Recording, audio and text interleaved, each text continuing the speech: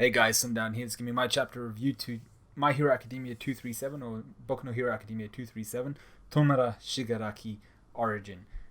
Slightly different to the last two chapters in terms of the naming, but let's get down to it. So we start off with the chapter. I really enjoyed it, by the way, where we see Tenko Shimura, otherwise now known as Tomura Shigaraki, walking through the streets right after having murdered his family. His hands are bloodstained, his hair is a mess. His eyes demonic. You can see he's got no sleep. He's itching all over the place, and you see this everyone's essentially avoiding him. This guy sees him, is concerned, but walks away. You see this elderly lady approach Shimura, and she sees his face, sees this like little demon child play looking thing, and she's like, "Nah, I'm not. I got work to do. I'll see you later. Hopefully, some hero will come after you." But the heroes at this point in time were in the more densely populated places where more trouble occurred and stuff like that. So they didn't have really time to go and attend to a lost child, essentially. But all you see is Shigaraki essentially looking at these people and thinking. You can see his itchiness increasing, which he's kind of correlating with his murderous intent for some strange reason. Which, like, the itchiness was there when he was attacking his family. The itchiness is there now when all these people are avoiding him just because of how he looked and because of the situation that he was in. You know, a lost child, no one wants to really get involved with that. So he's there saying, if at that time just one person had extended the helping hand, maybe shit wouldn't have gone the way it had done. So you see this hand extended towards him. Very, very handy type of guy. Tenko Shimura. And we see essentially All For One extending him a hand, telling him that, you know, you've got all these destructive impulses that you can't control. You need to let them out. Your body's itchiness is telling you that those impulses are overflowing. Obviously, this sounds like some major bullshit, and this is where the manipulation begins. Well, actually, the manipulation might have begun earlier, because I'm still convinced that All For One may have been responsible for the quirk, may have been responsible for the either the quirk or a sudden mutation of a dormant quirk.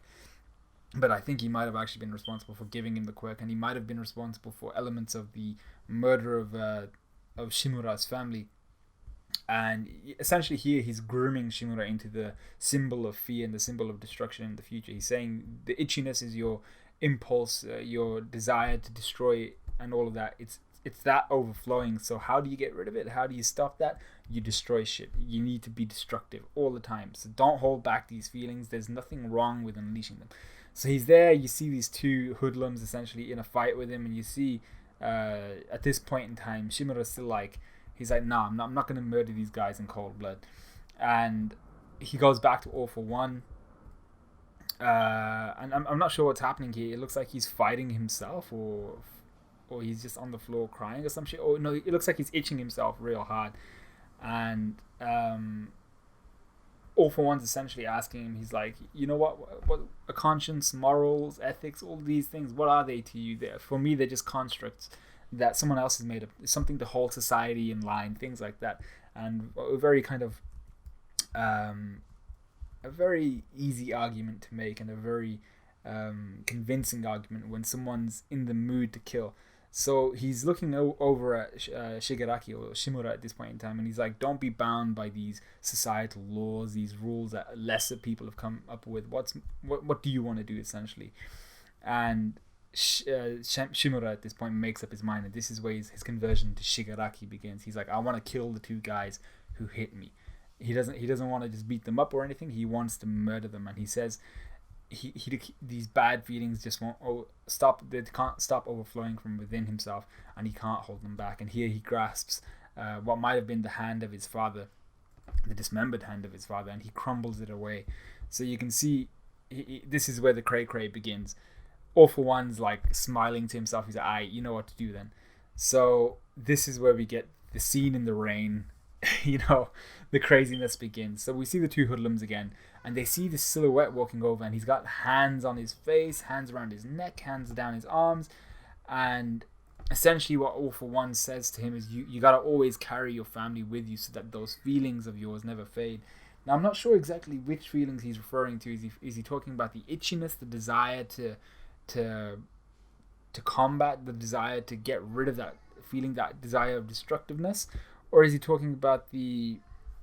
Well, actually, those are the only feelings I assume he'd be talking about, unless he was talking about like that feeling of oppression by his father, and that feeling of not being helped out by his parents or by his mother or his sister or his grandparents. That feeling of constant oppression and a lack of courage from his parents. Maybe that's part of it. So it's the two things. It's the remember the feeling you had when you wanted to kill them, and remember the reasons why you wanted to kill your family and why that was such a release for you, because they never helped you, and all they were just people who essentially walked past you and didn't do anything for you. So Shigaraki, this is now Shigaraki. He's there against these hoodlums, absolutely decimates them, and we see the Doctor and All For One essentially enjoying the view here. They're observing this, and the Doctor makes an observation. He says the kid seems to have lost all of his memories, and yet he's there doing all this stuff. He's doing all this killing. And All For One makes the assumption that he simply locked away these memories, but they're still inside him. Now, this was weird because we're here essentially told that Shigaraki doesn't remember what he did to his family, even though supposedly now he's remembering what he did to his family. Whether those memories are legitimate or not, who knows? We don't know if he's been tampered with. We don't know any of that. All we know are these memories that Shigaraki's getting flowing into him right now. So supposedly he lost his memories about what he did to his family. He didn't heal from that trauma, and all he really wanted to do was continue that destructive cycle. And All For One's reason here for having him wear his family's hand is to keep him in check. That oppressive feeling, that like no one wants to help me, but also to aggravate him. I want to get rid of that itch. And he still has that. He says he still has that anxiety, and because of that, he's subconsciously holding back his quirk. Now, I'm confused here as to why All For One would subconsciously want his new symbol of fear to hold back his quirk, and I think it might be to do with the fact that I don't want him to unleash his quirk until he's ready to utilize it. I don't want him like killing friendlies. I don't want him to be noticed by heroes and be taken out by some of the stronger ones, because he's going around just killing people without any form of thought. I want him to essentially build the foundations of his quirk, and that's how I'm going to do it. I'm going to hold him back subconsciously with the hands of his family. So this is All For One nurturing the next big thing, the next symbol of fear who lusts for destruction. And I thought this was pretty badass. Essentially Shigaraki, his whole shtick now isn't like, I'm insane, nobody wants to, I'm insane, and like that's my reasoning. That's very jokerish. That's my reason to be in this world. I don't want to inflict this on the world, but I see no other thing that I can provide to it. Shigaraki is very much of the sense through this chapter. I have this itch, this desire to destroy. I'm gonna destroy because it gets rid of the itch, and that's all. That's what I'm gonna do. I enjoy the destruction. It makes me feel sick, like I want to vomit, but it provides me this insane calm, which I'm looking for, and that's essentially what he's doing. All For One congratulates him. He's like, here are the hands of the people you've killed. So it might be fair to say that Shigaraki isn't actually wearing the hands of just his family. He may be wearing the hands of a whole bunch of different people.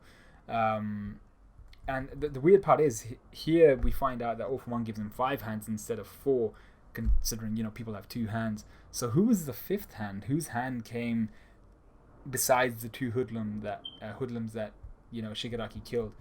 So he names Shigaraki, or he names Shimura here Tomura Shigaraki. That's his origin for his name, Tomura Shigaraki. Tomura from the word Tomurao, Tomurao. I'm not sure how it's pronounced, which means to mourn. So he's saying you're going to use this name to mourn the loss of Tenko Shimura. Essentially, like to remember the person you were and why you've become the person you are. And why was he named Shigaraki? Because that's All For One's last name. And I feel like here what he was trying to do, All For One, was, you've lost your family, you've gotten rid of your family because they suppressed you, they oppressed you, and they never helped you out, they never encouraged you, they were never there for you. But you take my last name, you're my family now, we're going to go kick some ass, we're going to be the symbols of destruction. So that's what I think All For One is doing here. We come back to the present, Shigaraki versus Ridestro. I've forgotten his actual name. I think his name is Rikia. And he says to himself, I killed my dad back then because I wanted to. My heart became lighter after killing my family. It wasn't a tragedy. So you see here, Shimura is Shigaraki, sorry, is way beyond redemption. This dude is crazy. Like, he is completely fine with the fact that he murdered his family. He remembers it all. He remembers the feelings, and he's like, you know what?